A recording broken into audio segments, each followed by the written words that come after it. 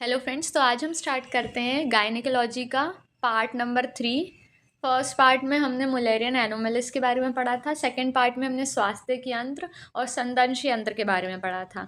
ये हमारा lecture number 3 है गायनेकोलॉजी का। इस लेक्चर में हम स्टार्ट करेंगे शलाका यंत्र से, जिसे हम रॉड लाइक इंस्ट्रूमेंट्स भी कहते हैं। ठीक है, तो NCISM के सिलेबस में जितने भी शलाका यंत्र दिए हुए हैं उनको आज हम कवर अप करेंगे। और ये रैपिड रिवीजन सीरीज़ है, तो इसमें हम शॉर्ट में जल्दी जल्दी सारे टॉपिक्स कवर अप करने की कोशिश करेंगे। ठीक है, सबसे पहले हम देखते हैं कि शलाका यंत्र होता क्या है। इसको हम कहते हैं रॉड लाइक इंस्ट्रूमेंट्स। शलाका यंत्र प्रयोजन के अनुसार लंबाई, चौड़ाई आदि भेद से अनेक प्रकार का होता है।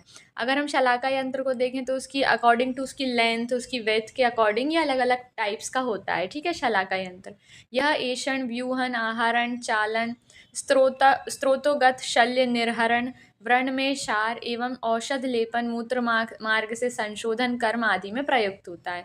ये ऐषण कर्म में काम आता है। ऐषण कर्म मतलब किसी भी चीज़ को प्रोब करना, ठीक है, डेप्थ देखना, इन सब के काम आता है। जैसे कि कोई यूट्राइन डेप्थ चेक करना है, ठीक है, ऐषण कर्म करना है, प्रोबिंग कर्म करना है, या आहरण करना है। आहरण का मतलब किसी भी चीज़ को एक्सट्रैक्ट करने के लिए, किसी भी ऑब्स्ट्रक्शन को बाहर निकालने के लिए। ठीक है, और स्त्रोतोगत शल्य मतलब स्त्रोतस में जो शल्य हैं, ऑब्स्ट्रक्शन हो गए हैं, उनको बाहर निकालने के लिए। और मूत्र मार्ग के शोधन कर्म, जो मूत्र का मार्ग है उसकी क्लीनिंग में भी जो ये शलाका यंत्र है ये बहुत ज़्यादा यूज़फुल होता है। ठीक है, तो ये इसमें सबसे पहला शलाका यंत्र है यूट्राइन साउंड। ये इस तरीके का दिखता है, मतलब ये जो है ये अपने टिप से थोड़ा सा कर्व्ड हो जाता है। ठीक है, तो ये इस तरीके से हम याद रख सकते हैं कि यूट्राइन साउंड इस तरीके का दिखता है और इसमें मेजरमेंट्स रहती हैं। ठीक है, यहाँ पर हम देख सकते हैं छोटी छोटी मेजरमेंट दी हुई है। हम इसके बारे में पढ़ लेते हैं कि यूट्राइन साउंड का आइडेंटिफिकेशन कैसे कर सकते हैं हम। तो ये लॉन्ग होता है, कर्व्ड होता है, graduated metal instrument with blunt tip. इसकी जो टिप होती है वो ब्लंट होती है और ये कर्व्ड होता है, ठीक है, और लॉन्ग होता है। तो इस तरीके से हम इसको आइडेंटिफाई कर सकते हैं। इसका यूजेस, तो ये किस लिए यूज़ होता है? Measures uterine cavity length. Uterine cavity की जो लेंथ होती है उसके लिए ये यूज़ होता है। डिटरमाइन यूट्राइन डायरेक्शन, यूट्रस के डायरेक्शन के लिए भी यूज़ होता है। इसको हम याद कैसे कर सकते हैं? तो इसको हम किस तरीके से याद कर सकते हैं इस इंस्ट्रूमेंट को? क्योंकि हमने देखा है कि वेजाइना होता है, फिर सर्विक्स होता है, और जो यूट्रस होता है वो थोड़ा सा टिल्टेड पोजीशन में बॉडी में प्रेजेंट होता है। जो एनाटॉमिकल लोकेशन होती है यूट्रस की वो थोड़ी सी साइड वाइज होती है। ठीक है, तो इसीलिए इसका जो शेप है वो थोड़ा सा आगे से टिप से कर्व्ड है। क्योंकि ये जो इंस्ट्रूमेंट है ये आगे से कर्व्ड होता है, इसलिए ये डिटरमाइन करता है यूट्राइन की डायरेक्शन को। फिर used before DNC and IUCD insertion. ठीक है, फिर उसके बाद हम देखते हैं होल्डिंग एंड यूज़। इसको होल्ड कैसे करते हैं और इसका यूज़ कैसे करते हैं। तो इसको होल्ड लाइक अ पेन और insert gently through the cervix following the uterine axis. जो यूट्राइन एक्सिस है उसको फॉलो करते करते सर्विक्स से हमें इसको इंसर्ट करना है और यूट्राइन एक्सिस को फॉलो करना है। पर never force the instrument. Instrument को डायरेक्टली प्रेशर लगा के ऐसे फोर्सफुली इंसर्ट नहीं करना है। ठीक है, ईजिली करना है, सिंपल तरीके से। तो ये हो गया यूट्राइन साउंड। नेक्स्ट हमारा शलाका यंत्र है यूट्राइन क्यूरेट। ठीक है, तो ये बिल्कुल स्ट्रेट होता है, इस तरीके से हमें इसको याद रखना है। यहाँ पर इसमें छोटा सा होल रहता है, तो इसको हम कहते हैं यूट्राइन करेट। इसकी आइडेंटिफिकेशन देखें तो ये लॉन्ग होता है, मेटल इंस्ट्रूमेंट होता है, अ लूप शेप्ड टिप। इसकी जो टिप होती है वो लूप रहती है, मतलब ऐसे होल प्रेजेंट होता है, लूप शेप्ड। फिर उसके बाद मे बी शार्प और ब्लंट। ये शार्प भी हो सकता है और ब्लंट भी हो सकता है। इसका यूज़ क्या होता है? तो ये scraps the endometrium. Uterine lining को स्क्रैप करने के ये काम आता है। Used for D&C। D&C का मतलब होता है डायलेशन करने के ये काम आता है, और क्यूरेटेज करने के काम आता है। क्यूरेटेज का मतलब भी स्क्रैपिंग ही होता है। ठीक है, एंडोमेट्रियम की लाइनिंग को स्क्रैप करना। फिर एंडोमेट्रियल बायोप्सी के ये काम आता है। Usually removal of retained products of conception. Conception के बाद जो भी रिटेन्ड प्रोडक्ट्स हो जाते हैं, जो यूट्रस में रह जाते हैं बचे हुए प्रोडक्ट्स, उनको रिमूव करने के भी ये काम आता है यूट्राइन करेट। ठीक है, फिर उसके बाद होल्ड। इसको hold like a pen, insert gently into the uterine cavity after cervical dilation. Cervical dilation के बाद इसको इंसर्ट किया जाता है।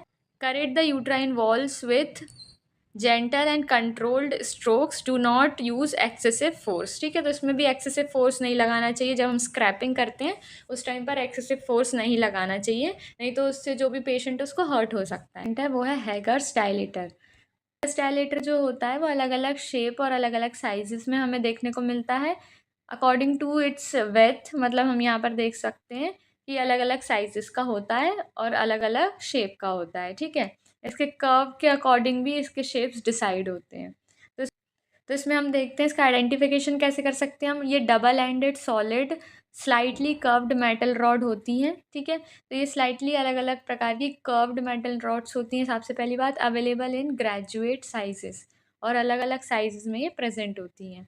फिर उसके बाद इसका यूज़ क्या होता है, डायलेट्स द सर्वाइकल कैनाल। ये सर्वाइकल कैनाल को डायलेट करने का काम करती है। यूज्ड बिफोर डायलेशन एंड करेटेज, ठीक है, स्टेरोस्कोपी एंड यूट्राइन प्रोसीजर्स। तो ये अलग अलग प्रोसीजर्स में काम आती है। जैसे कोई भी यूट्राइन प्रोसीजर कर रहे हैं उसमें इसका यूज़ करते हैं सर्विक्स को डायलेट करने के लिए, ठीक है। ये स्टेरोस्कोपी में भी करते हैं इसमें, ठीक है। यूट्रस को मेजरमेंट करने के लिए, उसका टेस्ट करने के लिए भी करते हैं। फिर उसके बाद यूज्ड बिफोर डी एंड सी, मतलब डायलेशन और करेटेज करने के लिए के पहले भी इसका यूज़ करते हैं, ठीक है। नेक्स्ट हम देखते हैं कि हम इसको किस तरीके से होल्ड कर सकते हैं। तो इसको हमें hold like a pen, pen की तरह इसको होल्ड करना चाहिए, ठीक है। Insert the smallest size first through the cervical canal. तो यहाँ पर जो हमने ये हैगास डायलेटर देखे तो इसमें जो सबसे छोटा वाला रहता है इसको सबसे पहले इंसर्ट करना चाहिए, फिर सीक्वेंस वाइज हमें लार्जर साइज़ की तरफ मूव करना चाहिए, ठीक है। तो यहाँ पर यही लिखा हुआ है, gradually use larger sizes, do not force the dilator. और इंसर्ट करते टाइम क्या करना चाहिए कि डायलेटर को फोर्सफुली इंसर्ट नहीं करना चाहिए, ठीक है। नेक्स्ट इंस्ट्रूमेंट है एंडोमेट्रियल बायोप्सी क्यूरेट। इस तरीके का दिखता है, ठीक है। इसको हम कैसे आइडेंटिफाई कर सकते हैं, ये लॉन्ग सिलेंडर और मेटल क्यूरेट होता है। क्यूरेट का मतलब ये होता है कि स्क्रैपिंग करना, ठीक है। है with a small side opening, इसमें भी स्मॉल साइड ओपनिंग प्रेजेंट होती है। और उसके बाद और flexible plastic pipelle used for endometrial biopsy. ये एंडोमेट्रियल की बायोप्सी के लिए यूज़ होता है। नेक्स्ट हम इसका यूजेस देख लेते हैं। Collects an endometrial tissue sample for histopathological examination. तो हिस्टोपैथोलॉजिकल एग्जामिनेशन के लिए हमें सैंपल को कलेक्ट करना पड़ता है एंडोमेट्रियल से। तो यहाँ से मतलब यूट्रस की जो एंडोमेट्रियल टिश्यूज़ होती हैं वहाँ से सैंपल कलेक्ट करने के लिए ये यूज़फुल होता है।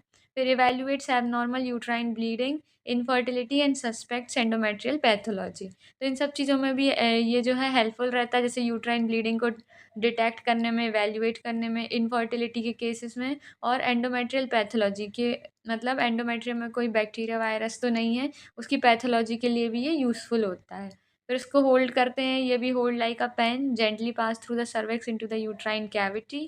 फिर उसके बाद अप्लाई जेंटल सक्शन और curette lightly to obtain the tissue sample. फिर उसके बाद withdraw carefully without using the force. Next शलाका यंत्र जो है वो है अग्निकर्म शलाका, वो इस तरीके की दिखती है, ठीक है। तो इसको तो हम इजीली जो है आइडेंटिफाई कर सकते हैं। उसके बारे में पढ़ लेते हैं। ये स्ट्रेट मेटल रॉड होती है विथ राउंडेड और स्पेशली शेप्ड टिप। इसकी जो टिप होती है वो स्पेशली शेप्ड टिप होती है। यूजुअली मेड अप ऑफ पंच धातु, मतलब 5 मेटल अलॉय से ये बनती है, पंच धातु से। फिर यूजेस, इसका यूजेस देख लेते हैं। यूज्ड टू परफॉर्म अग्निकर्म, अग्निकर्म करने के लिए ये यूज़फुल होती है, जिसको हम थेरापेटिक कॉटराइजेशन भी कहते हैं, ठीक है। Treats musculoskeletal pain, warts corn plantar fasciitis and some chronic disorders according to Ayurveda.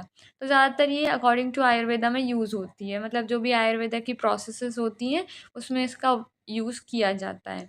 इसको होल्ड करने का तरीका, इसको भी hold like a pen, heat the tip until red hot. इसको कैसे यूज़ करते हैं कि जो इसकी टिप होती है उसको रेड हॉट करने होने तक उसको हीट करते हैं, जब तक वो रेड हॉट नहीं हो जाती वो टिप।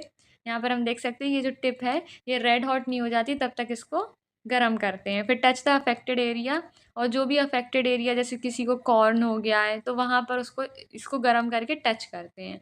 और इसको केयरफुली, ऐसा मतलब जो भी इससे काम कर रहे हैं उसको बहुत केयरफुली करना चाहिए। Apply cooling and dressing after the procedure, और प्रोसीजर करने के बाद जो ड्रेसिंग करते हैं वो कूलिंग ड्रेसिंग करनी चाहिए। फिर इसका आते हैं अग्निकर्म शलाका का जो पर्पस क्या होता है। टू परफॉर्म अग्निकर्म, अग्निकर्म करने के काम आती है, जिसको हम कहते हैं therapeutic cauterization. Relief pain, pain relief में अच्छी होती है ये। डिस्ट्रॉयज अनहेल्दी टिश्यूज़, जो भी अनहेल्दी टिश्यूज़ हैं उनको डिस्ट्रॉय करती है। Controls bleeding and reduces the chance of recurrence in the condition like corn. जैसे कि कॉन की कंडीशन है तो उसमें रीअकरेंसी की चांसेस अग्निकर्म करने के बाद जो है वो बहुत कम होती है। फिर वॉट्स, हेमरॉइड्स और क्रॉनिक मस्कुलोस्केलेटल पेन के लिए भी ये यूज़फुल होती है। फिर इसका प्रोसीजर क्या होता है कि जो भी अफेक्टेड एरिया है सबसे पहले हमें उसको क्लीन करना चाहिए। फिर अग्निकर्म शलाका को हमें हीट करना चाहिए जब तक ये रेड हॉट ना हो जाए तब तक, ठीक है। फिर applied briefly to the lesion at the required point, जहाँ पर भी रिक्वायर्ड पॉइंट पर लीजन हुआ है वहाँ पर इसको टच करना चाहिए, ठीक है। स्टॉप वंस प्रॉपर कॉटराइजेशन सम्यक दग्ध लक्षण, सम्यक दग्ध लक्षण तक हमें इसको करते रहना चाहिए, मतलब जब तक प्रॉपर कॉटराइजेशन ना हो जाए तब तक हमें उसको वहाँ पर अफेक्टेड एरिया पर टच करे रखना चाहिए। अप्लाई घी, फिर उसके बाद उस पर्टिकुलर एरिया पे घी अप्लाई करना चाहिए। सुटेबल मेडिकेटेड ऑइंटमेंट्स भी अप्लाई कर सकते हैं और हमें उस एरिया की ड्रेसिंग करनी चाहिए। फिर advice wound care and follow up, इस तरीके की हम एडवाइस जो है उसको फॉलो अप कर सकते हैं ड्यूरिंग अग्निकर्म शलाका की प्रोसीजर के टाइम पर, ठीक है। फिर उसके बाद नेक्स्ट है जो इंस्ट्रूमेंट वो है एंटीरियर वेजाइनल वॉल रिट्रैक्टर। तो ये इस तरीके का दिखता है, दोनों साइड से इसमें ऐसा प्रेजेंट होता है होल जैसा, ठीक है, लूप प्रेजेंट होता है और ये दोनों साइड प्रेजेंट रहता है और ये बीच में से थोड़ा सा टिल्टेड रहता है। तो यहाँ पर हम देख सकते हैं, इसके बारे में पढ़ लेते हैं हम। आइडेंटिफिकेशन जो होता है इसका, ये लॉन्ग मेटल इंस्ट्रूमेंट होता है विथ रिंग शेप्ड, मतलब यहाँ पर हमने देखा ना ये रिंग शेप्ड है यहाँ से, ठीक है। तो ring shaped loops at the both and, मतलब दोनों एंड्स पर इसमें रिंग शेप्ड लूप्स प्रेजेंट होते हैं और जो have transverse serration to prevent slipping, मतलब इसमें ग्रिप प्रेजेंट होती है लूप्स में।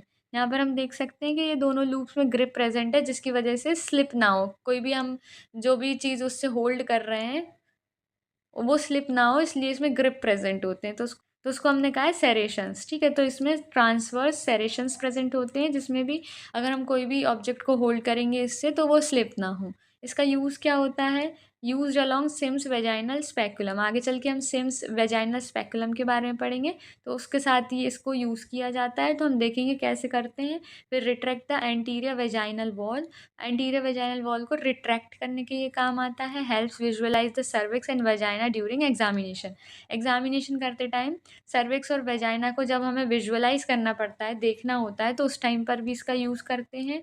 फिर procedure such as Pap smear, cervical biopsy और आईयूसीडी इंसर्शन, तो इन सब के टाइम पर क्या करते हैं कि ये जो है वेजाइना को रिट्रैक्ट करने के काम करता है, मतलब उसको ओपन अप करने का काम करता है जिससे हम सही तरीके से आईयूसीडी का इंसर्शन कर सकें या हम सही तरीके से सर्विक्स और वेजाइना का एग्जामिनेशन कर सकें।